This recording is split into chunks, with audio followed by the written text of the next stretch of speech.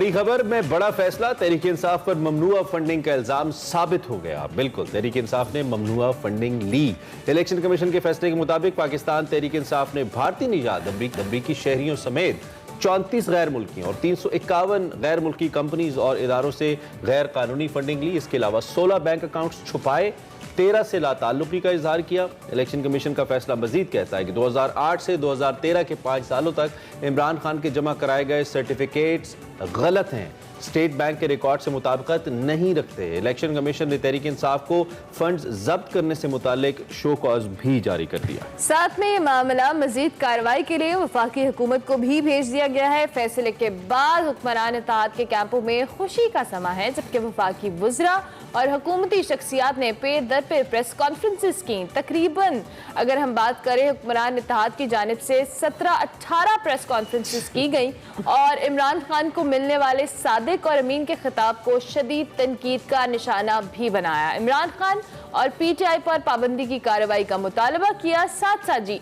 PTI पर जो ममनुआ funding का इल्जाम साबित होने के बाद अब हुकूमत के आगे क्या एक्शन लेने जा रही है, वफाकी वजीर कानून आजम नज़ीर तार ने इस हवाले से मजीद कुछ बताया, आपको सुनवाते हैं। 2017 का वो पॉलिटिकल पार्टीज के कानून को डील करने वाला इलेक्शन एक्ट 2017 है, जिसमें उस वक्त की असेंबली में एक कमेटी ऑफ होल थी जिन्होंने ये कानून बनाए। अब कानून की मंशा ये है कि या तो आप खुद निकल जाए इस सारे धारे में से और कौम से माफ़ी मांगे, या फिर आपको कानून का सामना करना पड़ेगा। कानून बड़ा सीधा है, एक एक लफ्ज़ इस रिपोर्ट में लिखा हुआ एग्जामिन किया जाएगा रेलिवेंट क्वार्टर्स के ऊपर, मिनिस्ट्री ऑफ पार्लियामेंट्री अफेयर्स में, ministry of law and justice में, मिनिस्ट्री ऑफ इंटीरियर में, और ब्रीफिंग तैयार करके वफाकी हुकूमत के पास जब यह मामला आएगा, कानून अपना रास्ता लेगा। जो आइन में और आइन के ताबे बनाई गई कानून साजी में लिखा है कि अगर फॉरेन एडेड पॉलिटिकल पार्टी है तो उसका फिर नतीजा ये होगा, उसकी फेट ये होगी कि उसको वफाकी हुकूमत नोटिफाई करेगी कि ये as such foreign aided political party है, और उसका रेफरेंस जो है वो सुप्रीम कोर्ट ऑफ पाकिस्तान के सामने भेजा जाएगा।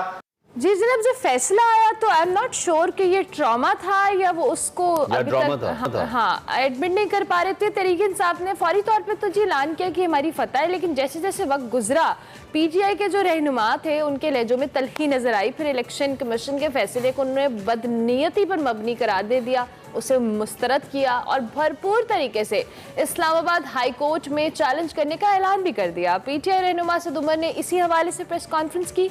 उन्होंने क्या कहा, आपको सुनवाते हैं। उन सब लोगों को जरूर मैं ताज़ियत करना चाहता हूं जो इस इंतजार में बैठे थे कि तहरीक इंसाफ के खिलाफ इलेक्शन कमीशन कोई फैसला करेगी जिससे तहरीक इंसाफ की जो पाबंदी लगा दी जाएगी और आज के बाद तहरीक इंसाफ का नामो निशान खत्म हो जाएगा और इमरान खान की सियासत खत्म हो जाएगी। तो इतनी हिम्मत जो है वो इलेक्शन कमीशन को भी नहीं हुई कि इतना को घटिया फैसला दे सकें। कोशिश उन्होंने बड़ी की है, लेकिन यहाँ तक वो भी नहीं पहुंचे। तो कम से कम वो कहानी जो 6 साल से चला रहे थे वो तो खत्म हो गई। कल या परसों जो है इस्लामाबाद हाई कोर्ट के अंदर हम इसको पिटिशन करके चैलेंज भी कर देंगे। अकाउंट्स छुपाने का इल्जाम लग गया, ममनुआ फंडिंग लेने इनफेक्ट साबित हो गया, ममनुआ फंडिंग लेना साबित हो गया, बयान हल्फी देना गलत साबित हो गया।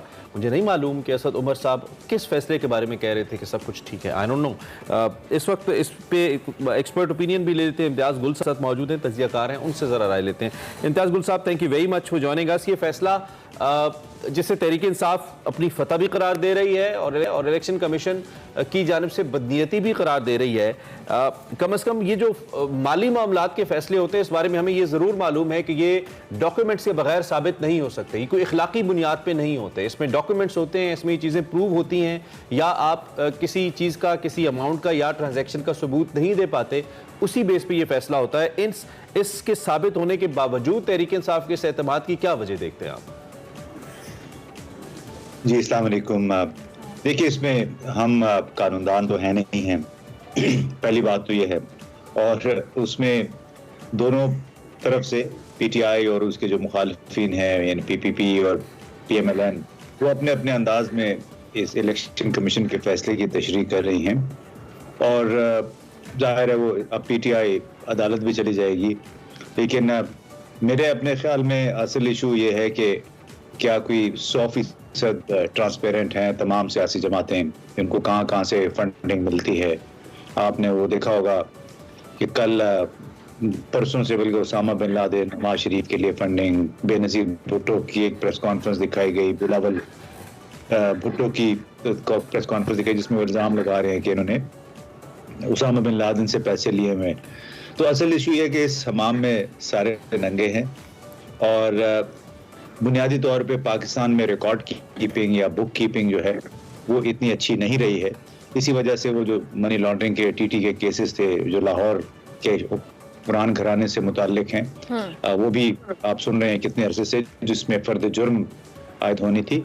तो यहाँ पे चूंकि कवानीन पे सख्ती से अमल दरामद नहीं होता और उसकी वजह से उसमें ऐसे सुकम रह जाते हैं कि फिर आपको कानून की पकड़ में आ जाते हैं। लेकिन क्या पाकिस्तान में कानून की पकड़ में आता है? कोई बड़े लोग जो हैं वो नहीं आते हैं। अब जहां तक पार्टियों का ताल्लुक है कि इनको फंडिंग मिली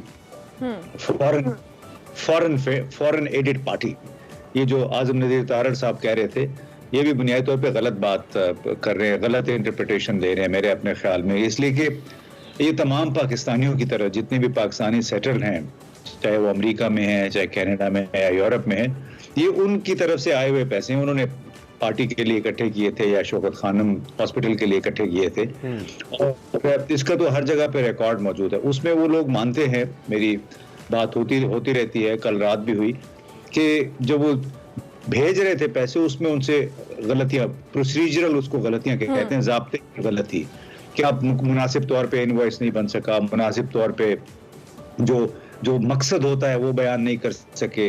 तो उसमें बहुत सारी गलतियां हुई। अब उसका एक बात का बतंगड़ बना देना कि इनको इतने करोड़ रुपए जो हैं तो वो मिले हैं, गलत तरीके से मिले हैं, तो वो एक पाकिस्तान में मसाइल। गुलज़र, इसमें तो भारतीय शहरी का भी नाम है, रात से ट्रेंड कर रहा है रोमिता शेट्टी साहिबा का, सिंगापुर से उन्होंने फंडिंग की कोई $13,000 की।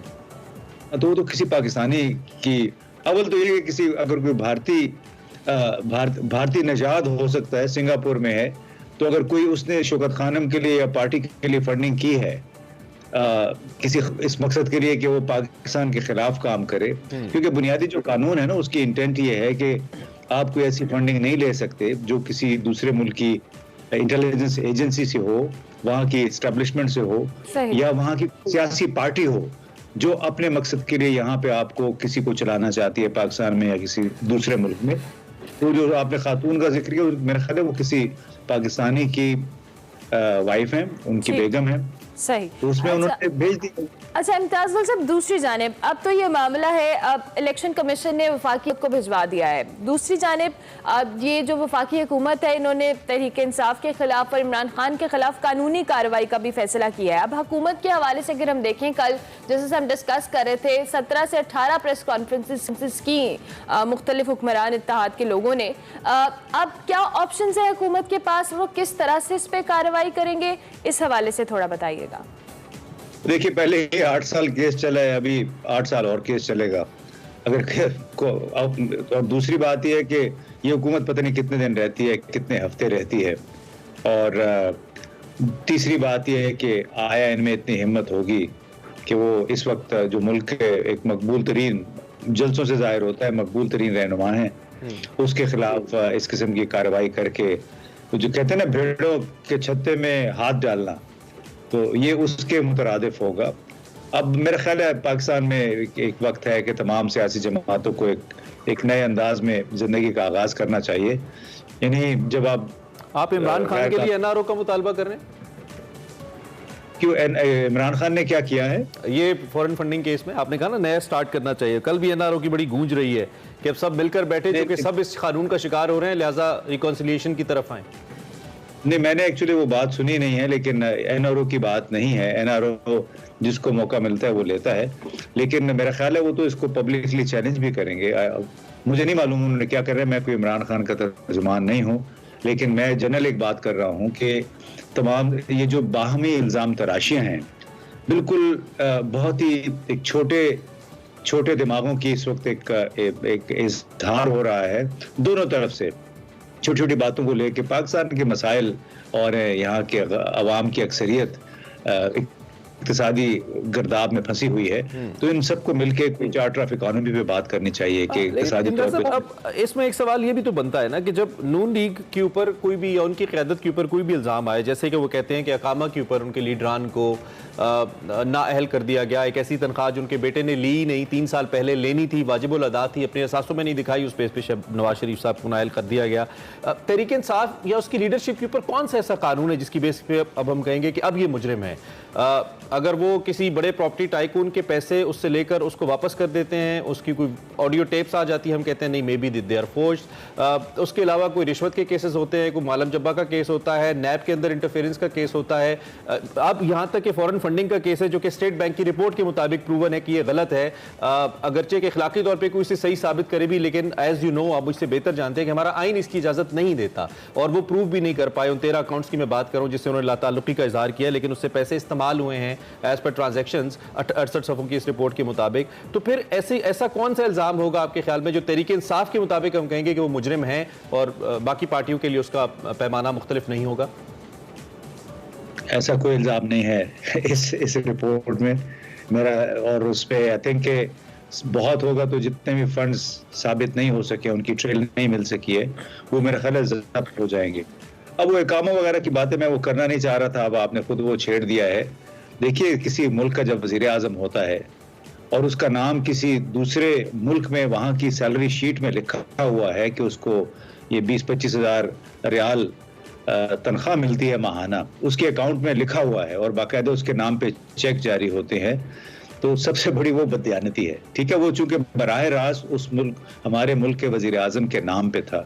यहाँ पे जो बार बार ये इमरान खान के साथ आप लोग जोड़ रहे हैं, जनरली तो ये कोशिश होती है भाई इमरान खान ने अपनी पार्टी के लिए फंड्स इकट्ठे, उसके नाम पे उसके अकाउंट में आपने ये पैसे नहीं पकड़े हैं।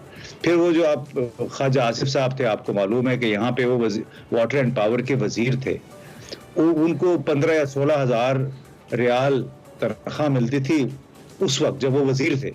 तो ये हमारे यहाँ एक टेंडेंसी है कि अपने जो शॉर्ट कमिंग्स, कमजोरियां छुपाने के लिए दूसरों के ऊपर कीचड़ लोग उछालना शुरू कर देते हैं।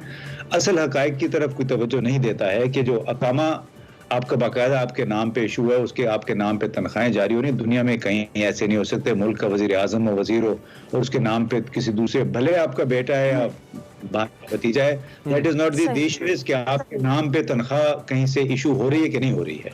वो हो रही थी, आपका नाम भी वहां पे लिखा हुआ था।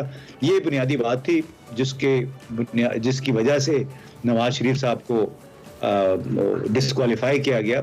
ख्वाजा आसिफ साहब ने भी होना था, पता नहीं उनके जज शायद उन जो सुप्रीम कोर्ट में केस वो सुन रहे थे वो ज्यादा हमदर्द थे, लिहाजा वो से बच गए। अच्छा इम्तियाज गुल साहब, दूसरी जानिब अब थोड़ी सी अगर हम बात करें, कल जिस तरह से आपने खुद भी कहा कि मौजूदा जलसे जो इमरान खान साहब ने नियर पास में किए, जिससे लगता है कि वो अभी तक पॉपुलर लीडर हैं, लेकिन कल जो सादिक और अमीन के हवाले से मुस्लिम नून या हुक्मरान इत्तेहाद की जानिब से प्रेस कॉन्फ्रेंस की गई और इस खिताब को बहुत ज़्यादा तनकीद का निशाना बनाया गया, क्योंकि इससे पहले कोर्ट उनको ये सादिक और अमीन का लक़ब दे चुका था बकौल तहरीक इंसाफ के। तो किस आपको लगता है कि इस फैसले के बाद जो तहरीक इंसाफ की जो सियासी साख है उस पर कोई इम्पैक्ट आएगा? देखिए जी, जो नवाज शरीफ साहब की साख है उनके खिलाफ अब जो मर्जी इल्ज़ाम लगा लें, उनके जो चाहने वाले हैं वो उनसे मुंह नहीं मोड़ेंगे।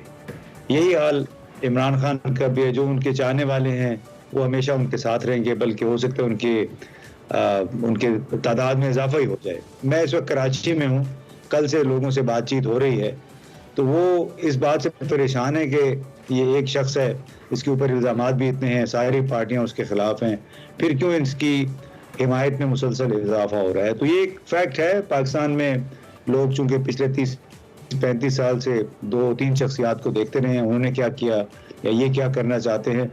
तो हमें, मैं तो समझूंगा बतौर पाकिस्तानी थोड़ा सा मुस्बत सोच रख के, और खुद इमरान खान साहब उनकी पार्टी को भी बाकी जमातों के साथ मिलकर जो वेल मीनिंग लोग हैं, हमें इक्तिसादी एक चार्टर पे काम करना चाहिए, बजाय इसके रोजाना फंसे हुए आपने प्राइम टाइम 6-7 घंटे। खान साहब बात भी तो नहीं करते ना इम्तियाज गुल साहब, वो कहते हैं मैं दहशतगर्दों से कर लूंगा, इनसे नहीं करूंगा। बात नहीं करेंगे तो चार्टर कैसे साइन होगा? मशवरा तो अच्छा है आपका। मैं यही तो कह रहा हूँ कि उनको करनी चाहिए बात। अगर पार्लिमानी निजाम है तो उसमें तो आपको बात करनी पड़ेगी। आप अगर पार्लियामेंट में साथ दूसरे लोग मौजूद हैं तो उनके साथ बैठना आप पड़ेगा वैसे आपको। एक मुलाकात हुई थी मुख्तलिफ लोगों की जिसमें आप भी थे, तज्जियाकारों की, उसमें कोई ऐसी बात हुई थी चार्टर ऑफ इकोनॉमी की, इम्तियाज गुल साहब? नहीं वो तो उन दिनों तो चूंकि डसे हुए थे इमरान खान, अभी ताज़ा जी जी जी, तो काफी गुस्से में थे, फ्रस्ट्रेटेड भी थे। ठीक। और वो गुस्सा वो तो- होता नहीं है खान साहब का। जी, ठीक है, कभी वो गुस्सा हुआ था। ठीक।